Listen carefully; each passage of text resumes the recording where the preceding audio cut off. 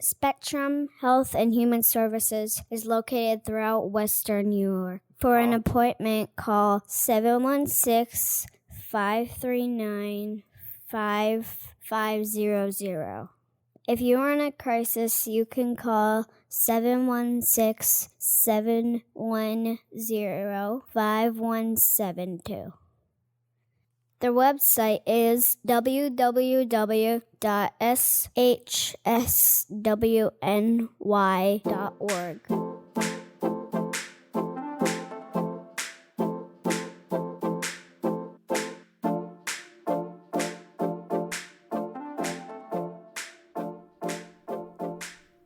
Well, hello, everybody. I am excited to introduce to you yet again another collaborative episode with Spectrum Health and Human Services. I've been absolutely enjoying my time with this company, and this was a great episode as well, along with all the others. But in this one, I end up talking with two wonderful ladies by the name of Christen Doyle, who is the Senior RN at the 1280 Main Street location, and Sarah Kozlowski, who is the Senior LPN at the 1280 Main Street location. And we just kind of huddled in Kristen's office with Christmas lights and just a relaxed kind of environment, and we just discussed their roles there, what they do, what a day in their life at work looks like at Spectrum Health, and they just talked about some other things that they would love to see and some things they would like to implement into their work day and their workflow. And it was just really a down-to-earth, awesome conversation. Hope you guys enjoy this. As always, this is a fantastic episode, and as always, thank you for listening. Thank you for showing your support, and show your support to Spectrum by heading on over to their website and seeing what they're all about and all the services that they have to offer. So without further ado, here is this wonderful conversation for you to listen to. Enjoy.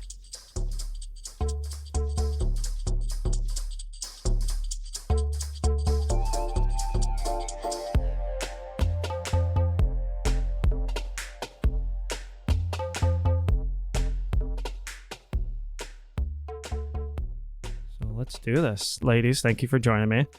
Thank you for being here. I know, I appreciate it. I love the traveling thing because it's always fun. Although it's not fun dragging all my equipment everywhere, it's always fun going to different places and trying to set up in different offices. And I love this little round table thing we got going. Yeah, very cozy. I think it's pretty awesome. You. So yeah, thank you for having me and inviting me into your wonderful office. You're very welcome. With the Christmas lights. I wish people could see sometimes because you have a very chilled out.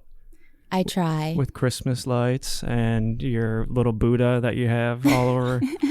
And essential oils we got and Zen music in the background. So this is great. I feel like I'm at a therapy spa session kind of place. So thanks. That's what I'm going for. This is great, especially when you walk out and you realize you're on Main Street in downtown Buffalo. Yeah, run me through, well, both of you. I want to know because, you know, what you do here, kind of what your job title is here. And like we can kind of go from there with everything. Okay. So I'm Christen, and my official job title here is Senior RN at the 1280 Main Street location for Spectrum. Do you want to know how I got into it? Yeah.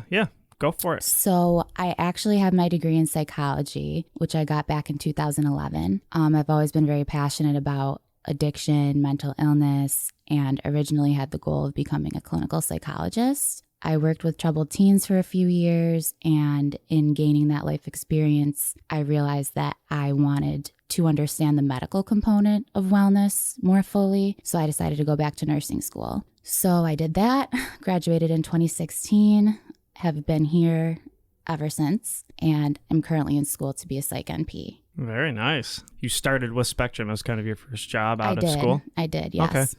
What is it now, 2020? So what, going on 4 years? Yep, this summer. This summer will be 4. Very good. What about you, Sarah? So my title here is Senior LPN. I've been at Spectrum for 7 years in May. I was actually, before I came here, I was working in the hospital on a cardiac floor. What hospital were you at? ECMC. Okay. So I had no psych experience. I worked psych a couple of times and, thought when I was there, it wasn't for me. And this job happened to come up, and I thought it would be interesting because I've always been interested in substance use and, learning more about that. I was actually, before nursing, was going to go to school for social work.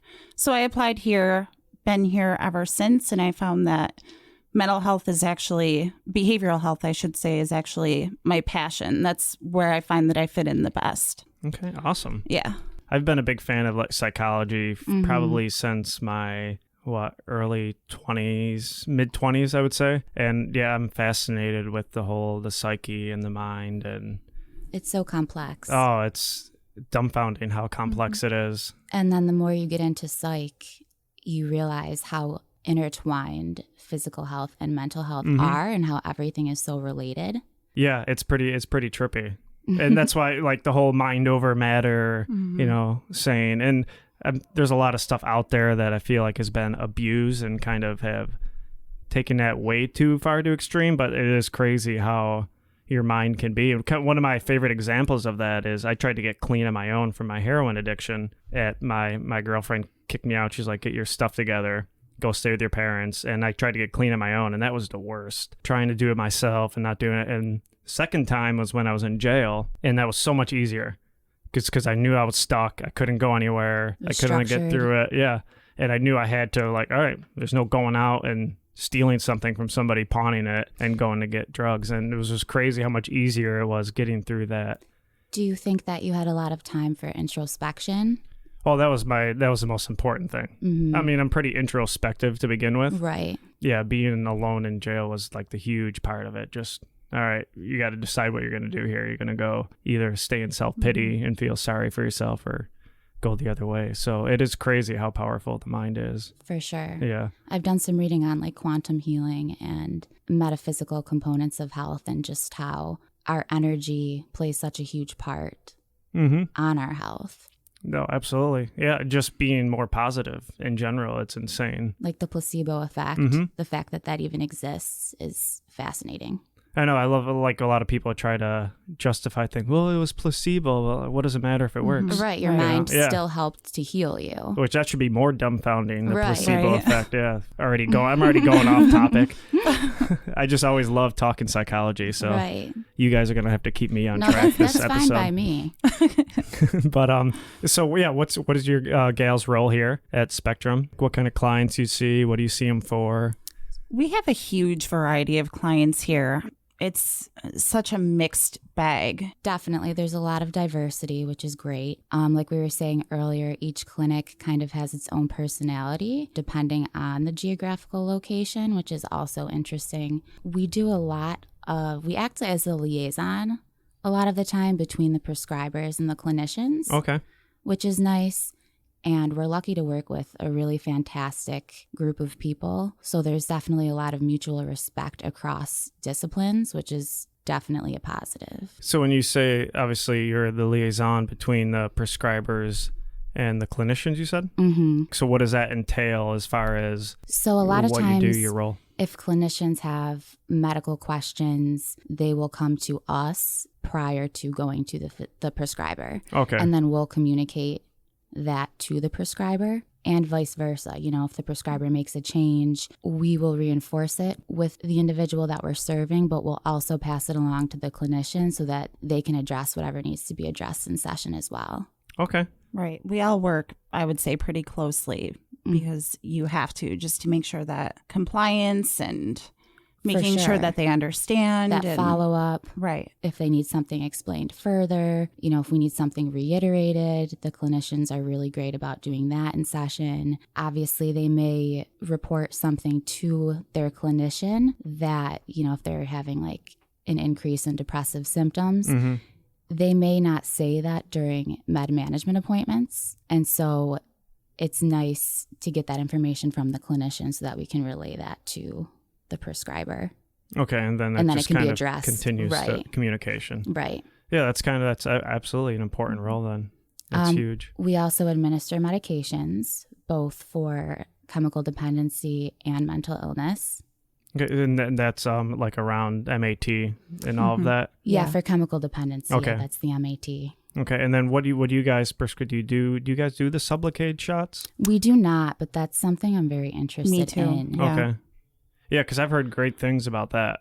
Right. And I've asked about that, and I think that it's something we're going to be considering in the future, but it's not actually in the works just yet. Mm-hmm. However, we do have, I think it's going to be 6 nurse practitioners and 2 physicians that are able to prescribe Suboxone. So that's nice because that's a lot of opportunity to get people that help. Yeah, there's such a stigma that goes along with that. And I've seen that really over the last almost 2 years of doing this, going around, and I've done a lot of speaking in different places and a lot more with family groups. That's kind of more my audience, is a lot of families of people who are struggling, more so than people who are struggling. I've had my mom on here. I've done episodes with her, my sister. So it's been, and my girlfriend, and we've kind of had those, like that attachment of families really ask. So I've talked to a lot of family members, and there's so many people out there who think, oh, if you're on Suboxone, it's like you're not really doing anything, right. you know. And it's difficult. It is difficult because there is that potential for abuse, even though I think that it's a great resource for people. But I do think it would be helpful to offer the Sublocade. Is that what you said it's called? Sublocade, yeah. Sublocade injection, just to have that as an option as well. I've met a few people who've been on it, and they've loved it. They have definitely loved it. And I've really heard a lot from people about when you want to get off, how much easier it is, because I think almost up to a year after your last shot, it can still be in your system. Oh, wow. Oh, I Yeah, didn't know so that. it's a real slow like tail off, Right. which is a huge thing. I think that's where a lot of people struggle when getting Right, off of Like the titrating film. down. Yep. Mhm. Yeah, so that's a huge thing. And I think it's better than the strip, because for me, when I was taking the film, it was still like this thing of taking something every day, and it felt like attachment. And Yeah, I mentioned before that my brother struggled with addiction, and I know that he felt the same way. He was interested in the injection. Is that how you kind of ended up getting more interested into chemical dependency? No, I've just naturally been interested in it, and then it just so happened that it hit within my own family. But as we know, it doesn't discriminate. No, it does not. So yeah, it ended up hitting close to home, and it, I guess, increased my passion even more, but it was already there. You know, what about you, Sarah? Was there any specific thing in your life that made you come towards this, or No. is it just naturally you want to help people? Yeah, it was just natural for me. Like I said, in high school, I was kind of looking at social work, but then I got a job right out of high school as a nurse's aide. So I think that kind of made me realize that nursing is what I wanted to do. But it just happened that I got lucky enough to become a nurse in the area that I felt was my niche. Yeah, I find people are probably sick of hearing me say this on this podcast, but I really have everybody I've sat down with through all the, big companies and treatment providers I've been with, I've struggled to find people who aren't here just because they naturally want to help people and they want to do what they're doing, even outside of just having an experience like a family member or a loved one that has struggled with mental health or substance use. They have just naturally from a young age have wanted to always just help and I help think people change. I think it's kind of an innate thing.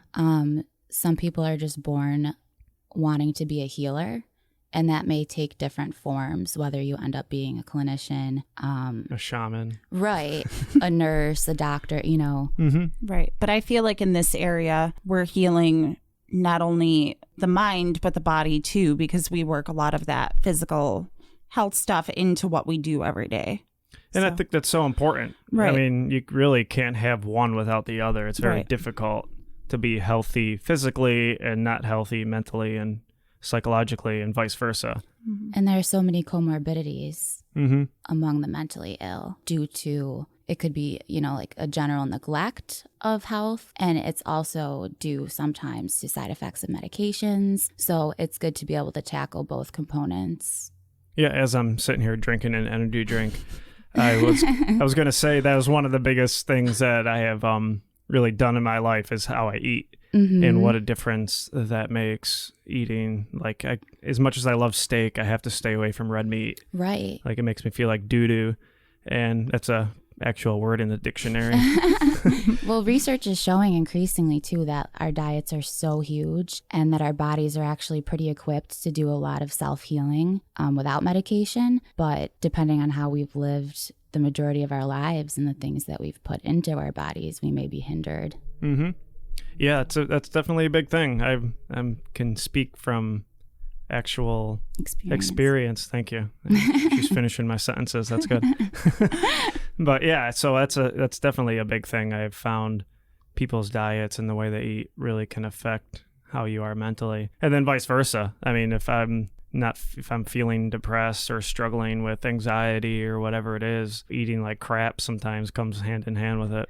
Like, I don't want to take care of my body either. Even being adequately hydrated. I found that if I'm hydrated and drink water consistently throughout the day, I'm much more clear-minded than if I'm drinking like a Red Bull. Yep. Have or more coffee energy throughout the day. Right. As ironic as that sounds. It does, Yeah. but I mean, we're made of what, 60, 70% water. Yeah. Something stupid high like that. Yeah, it is. It's really high. Yeah.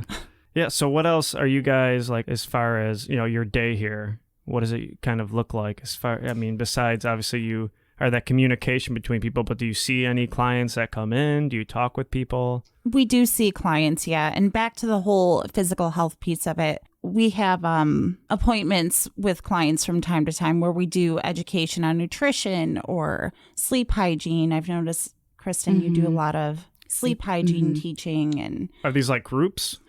One-on-one sessions. One-on-one sessions? Okay. Yeah.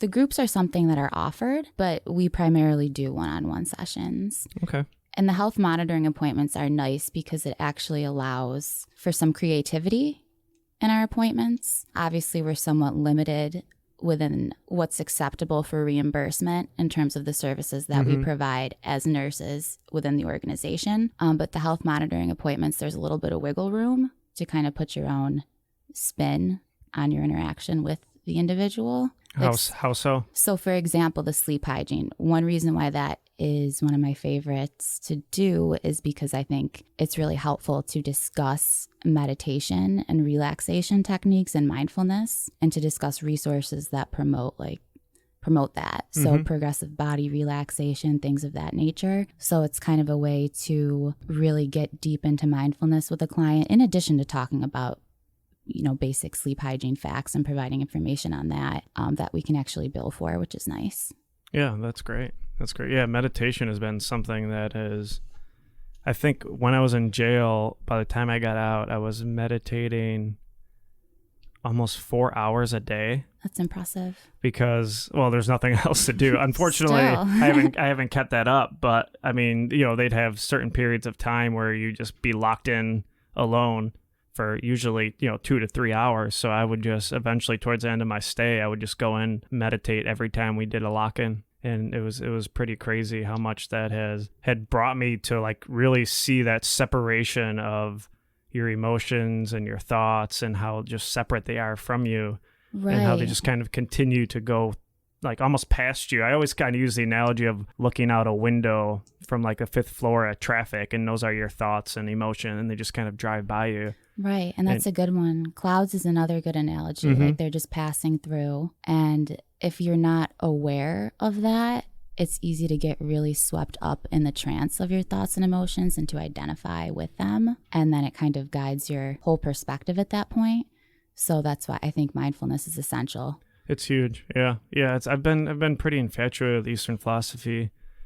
For some reason, I had in my mid-20s, I just stopped watching sports and then fell in love with philosophy and psychology and kind of some sciences. Reason. Yeah. So it was very interesting. I always kind of joked how I was an anomaly at Horizon Village in rehab because I was the only person getting high and watching lectures by Robert Sapolsky on behaviorism.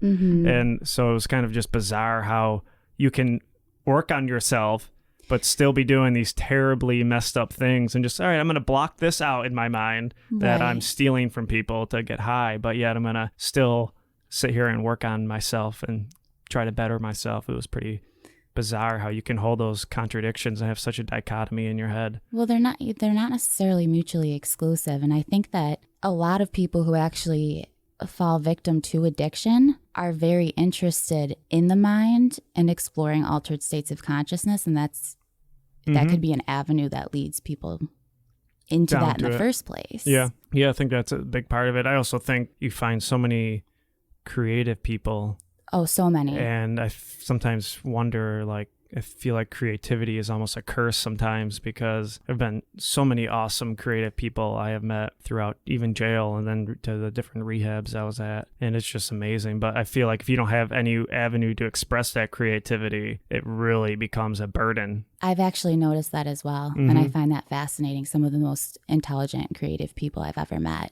Yeah, it's pretty bizarre. Like it really says a lot because there's not a lot of ways to make a living with creativity, and this unless you're like a select few people really can make a living off of whether it's musicians or even poetry or whatever it is you're doing. It's very difficult to make a living, and I think that becomes almost a burden to be a creative person and not be able to express it.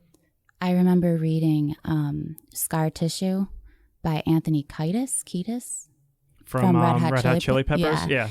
As well as The Heroin Diaries by Nikki Sixx. And just being blown away by the idea that if these men didn't make it musically, nobody would know who they were, and they would have just been another person stigmatized for their addiction. Yeah, it's almost like acceptable in the music world. Right. Until it gets to a certain point anyway. Right. But I mean, even I think about it really, what can you say to somebody who, even if they're using, whatever drug it is every day, if they are making money and making a huge living, how can you really like convince them they have an issue? It takes a lot more, I think, than me. Obviously, I did not make it as a musician or anything. So I got arrested because I lost my job. I got fired. I had to break into houses and pawn things. But I think like when you're making it, you could justify. You can almost be like, oh, I'm doing fine. What are you talking about? I just bought you a house. Why are you telling me to quit doing what I'm doing? So it just made me wonder like how many people are out there that were like right on the verge of making it and being known for something big but didn't. Yeah, that's interesting. Yeah, I wonder. But anyway, yeah, I'm going off topic again. I think it's my fault. No, it's I tend to do it. Like I said, I love getting into psychology talk. So I did the same thing with Brittany Derry. If you guys ever listen to that episode, go listen to it. I'm trying to remember what episode it was. It was on World Mental Health Day, so that would have been October 10th. Okay. I think I released it. I did the same thing with her because she had the Freud figurine in her office, and I was like, where do you get those? I want a young one. But yeah, I tend to do that a lot. But anyway, yes, back to your role here at Spectrum and what you guys do. And what are like some things you would like to implement into what you're doing as far as company progresses and tries to stay up on innovation? What are some of your thoughts and ideas you would like to see? So I actually have quite a few thoughts. I'm kind of a big idea person, and then when it comes down to the little details of how to make it happen, I lose interest. Yeah, that's the tough part. I think a lot of people are probably like that. I think in discussing holistic health, not the holistic health that we have in the basement, which is an incredibly helpful program, and I've seen it benefit multiple individuals that we serve already. That was another episode with Spectrum Health. Yep. Right. Make sure you check that one out. But holistic in the sense of mind, body, spirit, I would like for nursing to be able to implement more of the mind and spirit healing. In our role here, it's important for us to focus on the medical because there are a lot of therapists already, but because of reimbursement, we have a lot of metrics that we have to meet that are primarily physical. So it would be nice to be able to kind of expand into those other areas of wellness as well in the future. It's just so bizarre how you can, like, people yell at me for not going to my primary care physician. I actually don't even have one. And like, why you need a primary care? Why don't you go see your doctor, get a checkup? Your ankle hurts. You need to go see a doctor. But if I struggle with, like, I'm just not feeling myself and I starting to hate myself, all of a sudden I'm weak because I'm, going to go see a therapist. It was always bizarre how I think society, and I don't know if it's just in the Western culture. I don't always want to say it is. I feel like it is, but I'm not positive either. But I can't really say for a fact, but it's just really strange to me how that is perceived as a weakness that when you're struggling mentally.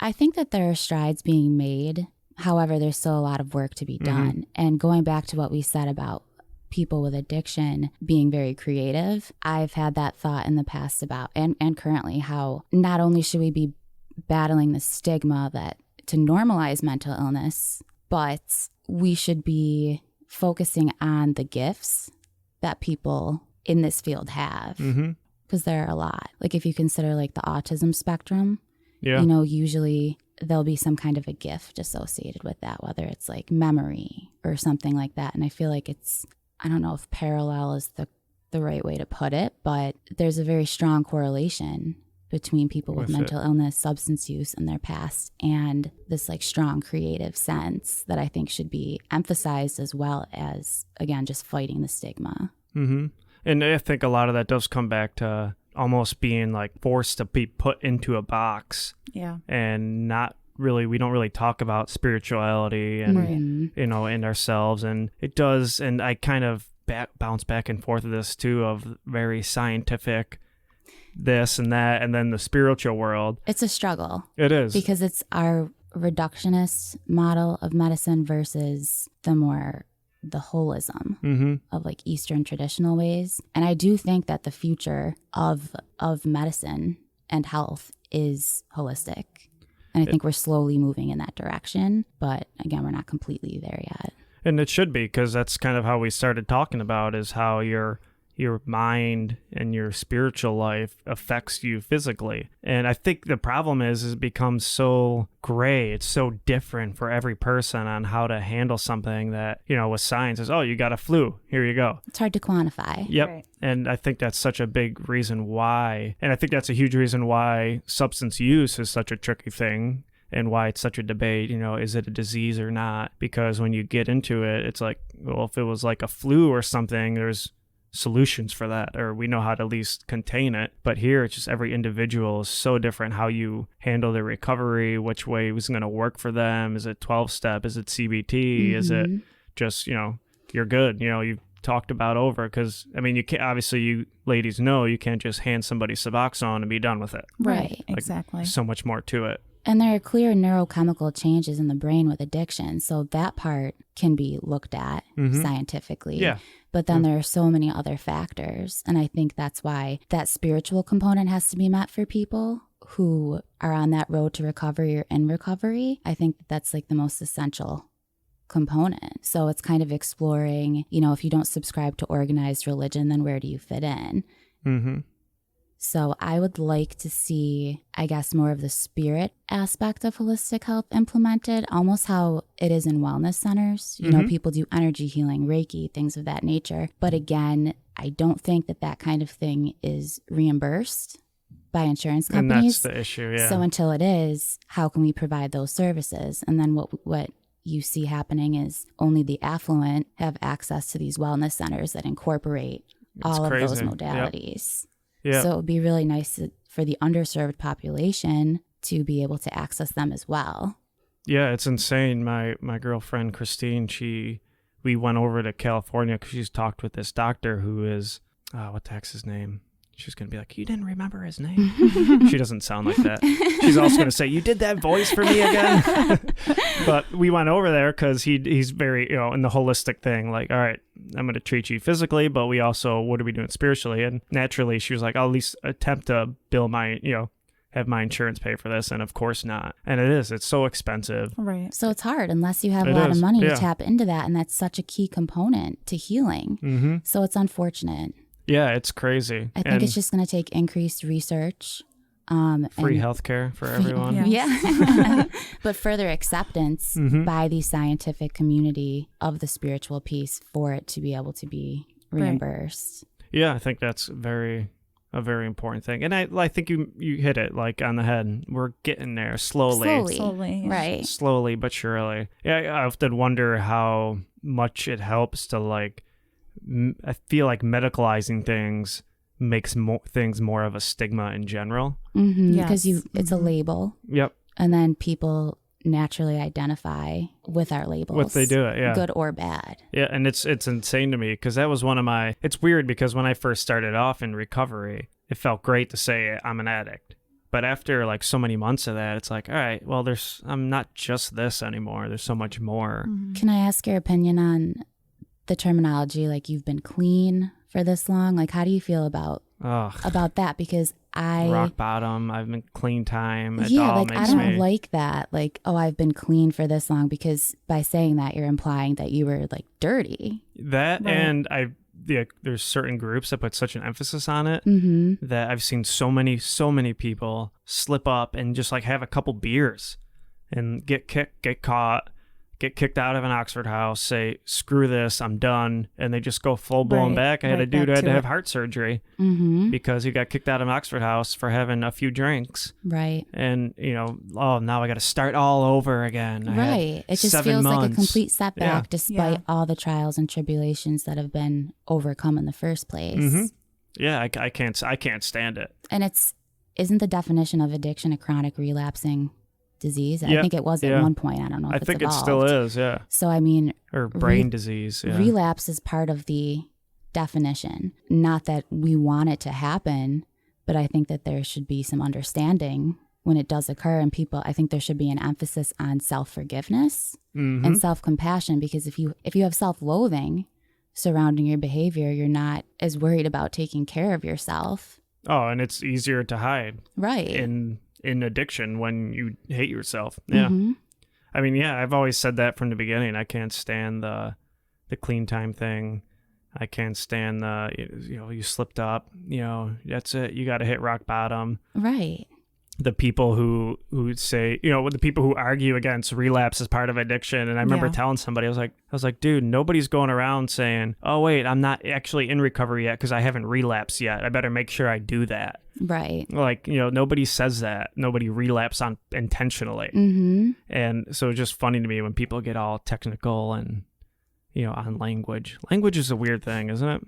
Yeah, but it's so important because, I mean, it defines our reality. It is, yeah. That's how we communicate. Terrence McKenna says the world is made of language. It is. And it's very bizarre. We're not getting into that black hole of conversation. Well, real quick, then we'll get back on topic. But I did read something that said, like, people's ability to communicate, or not even communicate, but dependent on somebody's vocabulary and how expansive, it directly correlates with how self-aware they are and in touch with their emotions, because then they have those labels for how they're feeling. So it's less confusing and overwhelming. So that's kind of interesting as well, especially if you're working with a population who may not have the most expansive vocabulary, even considering that knowledge could be used to help facilitate self-awareness and understanding of what they're feeling. Yeah, I think that makes perfect sense to me, because the more, I can look back on my life and my, being 19 and not knowing the difference between R-O-U-R and R-A-R-E. And then all of a sudden I'm done watching sports and crap. And then I dig into this stuff and I'm learning all this stuff over the last 14 years or so. Mm-hmm.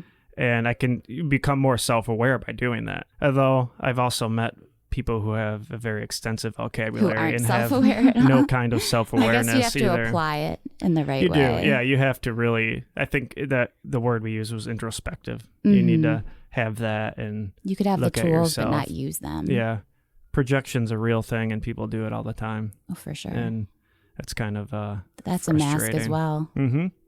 Yeah, it's very bizarre. Yeah, the old language thing. We could have a whole episode on that because that's very fascinating when you get into that. I'm trying to think if I brought that up to.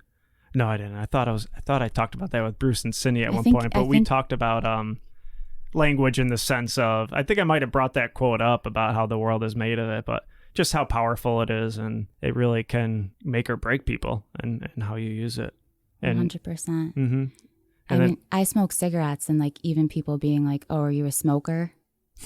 That makes me mad because I'm like, I smoke cigarettes. Are you Like a smoker? I don't appreciate the label of like I'm a smoker. Yeah, It's weird because if you say something enough, you just identify with it. And that was like one of the things I changed immediately is I noticed even when I like would knock over a cup of water, being like, Sean, you idiot. Like you say that enough, your ego will identify with it. And then you start like literally feeling like an idiot physically. Like that was the first thing I worked on in my life was, all right, I got to start talking to myself better.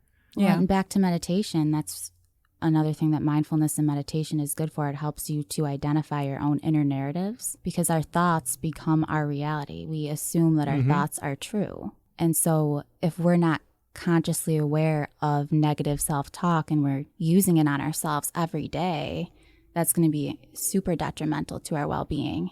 It's awesome to pass along to people as well. And, you know, when you're sitting down with them. Sarah, what about you? And as far as what you're kind of looking for places to go, this whole rant we just did stemmed off of me asking you. Yeah, Sorry. that's actually what Christen and I talked about earlier. We were, thinking about the things that we would change. And I think we were both on the same page with that we want to see more of, healing mentally, physically, spiritually. Definitely would like to see more of that. We run into the issue, like she said, with the insurance companies, and we just need more proof that this does work, rather than focusing 100% on medication or focusing 100% on counseling. Try something different.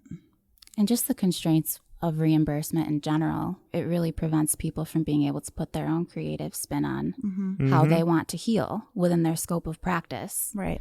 But like we were saying, we kind of, when we sit down with people one-on-one and we do the health monitoring visits, we put our own spin on things. So Christen can talk about her meditation, or if I'm sitting down talking with somebody about nutrition, I can tell them, okay, here's what worked for me. Why don't you try this and report back in a week and tell me how it worked? So we are able to put our own spin on things, but we do have constraints. I would like to take people outside and have them draw with chalk to reunite them with their inner child.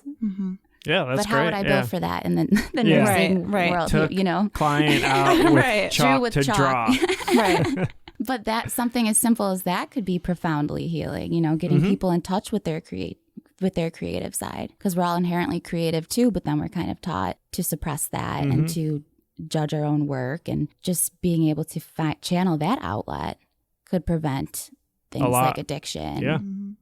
Or even people from, relapsing or depression or, it's almost like as we get older, we just become we put all those childlike things aside and the novelty of the world kind of fades it just, away. it totally does. It just is gone. And I think we have to really figure out ways to reconnect with that. Just doing things that bring you joy for no other reason. Other than that, Right.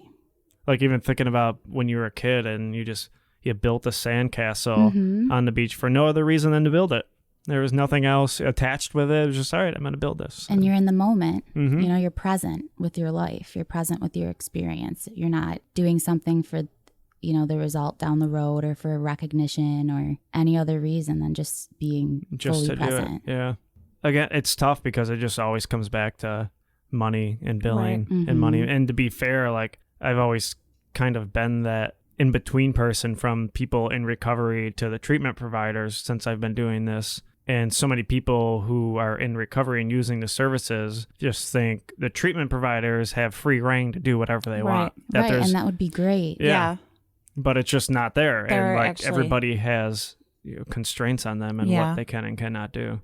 There are actually a lot of barriers to what we can and can't do. And we were discussing earlier, within those barriers, I think that when you are real constrained, it contributes to compassion fatigue because you're trying your best to meet the demands of the people that you're helping. And then you're also trying to meet the demands of governing bodies and insurance companies. And you can get spread pretty thin that way, and you're not necessarily able to fully implement healing the way that you want to. So I think addressing compassion fatigue for people in this field, like across the board, not just organizationally. I think that Spectrum is pretty good about it. I'm happy to be here for sure, but across the board, I think that compassion fatigue is a very real thing. And once people start losing that compassion that brought them into the field, to begin with, it becomes more routine, and individuals can sense that. They can sense when they're being seen versus when they're Absolutely. not. You just can feel it.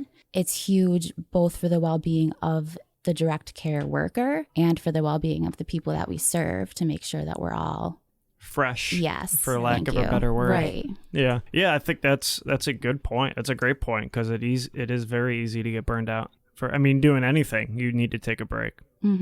I like to think doing stuff like this helps and is like a refresher for people, because when you're doing that same routine thing over and over again and you're not, getting recognized. I mean, I think it's awesome. Bonnie picked you gals out to come and sit down and talk about your job and your role and what you do. And Yes, I think I'm just a super little bit of grateful. that.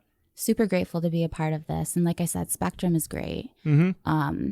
But I think it would be helpful to implement just regular practices, like regular reminders to practice gratitude on a daily basis. So that way we're training our brains to focus on the good things that happen throughout the day rather than more challenging things that may present throughout the day, because we're naturally wired to focus on the negatives for evolutionary purposes. But if you're focusing on finding those positive interactions, your day is going to feel a lot more fulfilling as a whole. Yeah, I think that's awesome. What would you like to see as far as compassion? I'm not sure. Like I said earlier, I'm kind of a big idea person, But not the little details. But then the details that make things a reality kind of escape me. But for example, a while ago, I haven't done this in a little bit, but we were doing a gratitude thread, myself and some of the nurses at 1280, where we would start the morning with our gratitude thread email, and it would have an inspirational quote. I love that idea. Thanks. Yeah. And then throughout the day, we would email positive things that took place.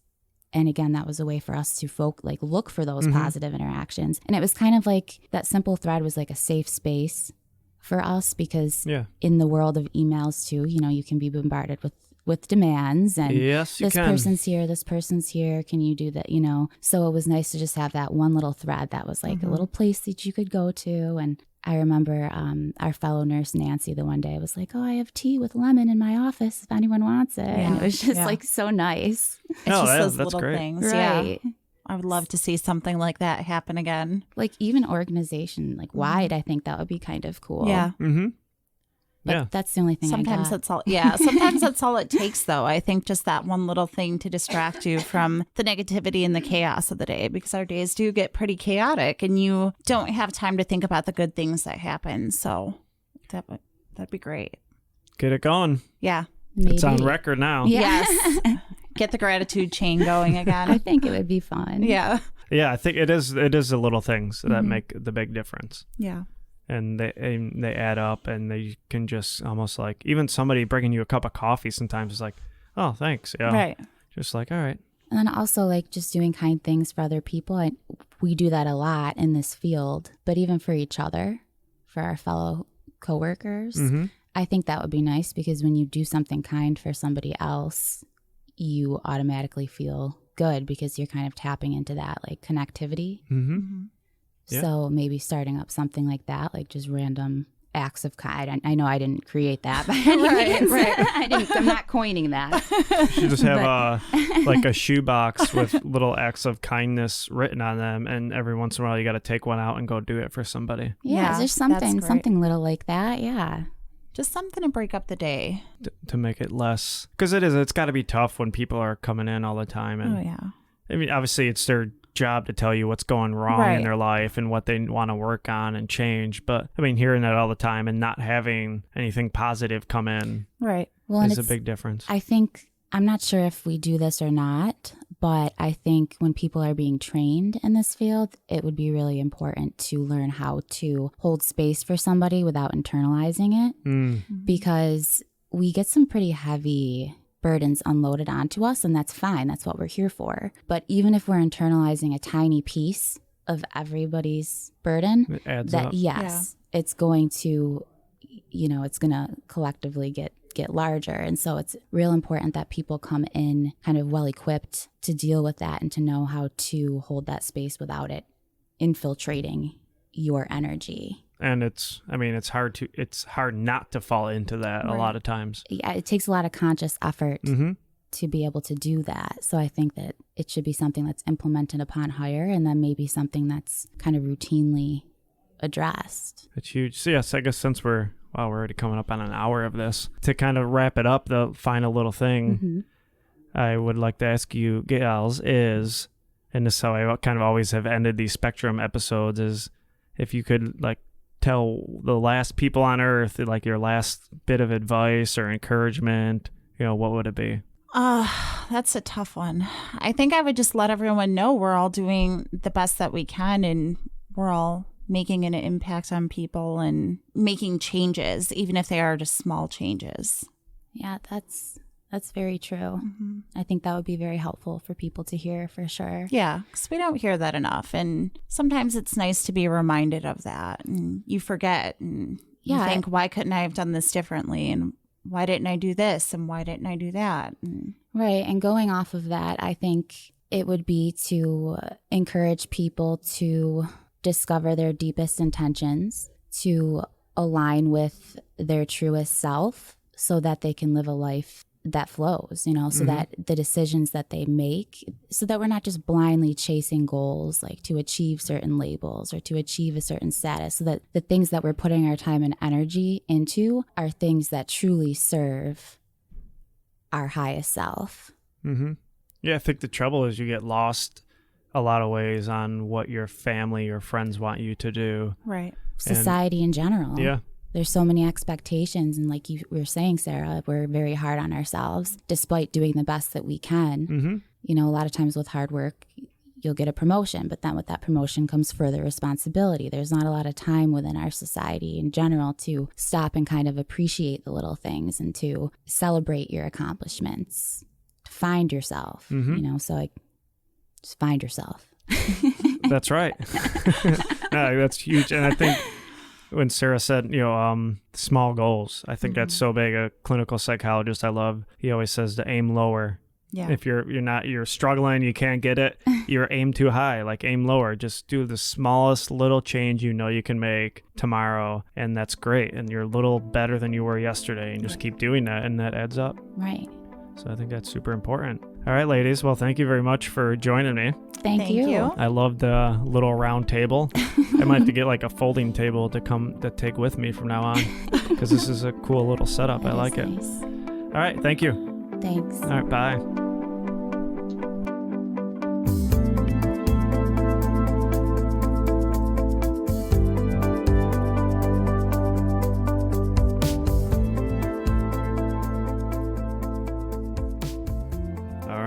I hope you guys enjoyed that episode, and make sure you head on over to Spectrum's website to find out more of what they have going on and all the services that they have to provide for you.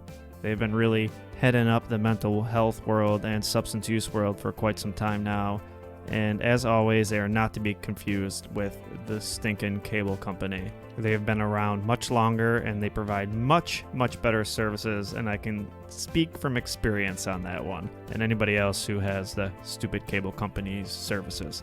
All right, everybody, enjoy your week. I will talk to you next time, and I can't wait to keep this ride going. Much love. As always, keep your head up, open your eyes, cry, and learn from your mistakes. Peace.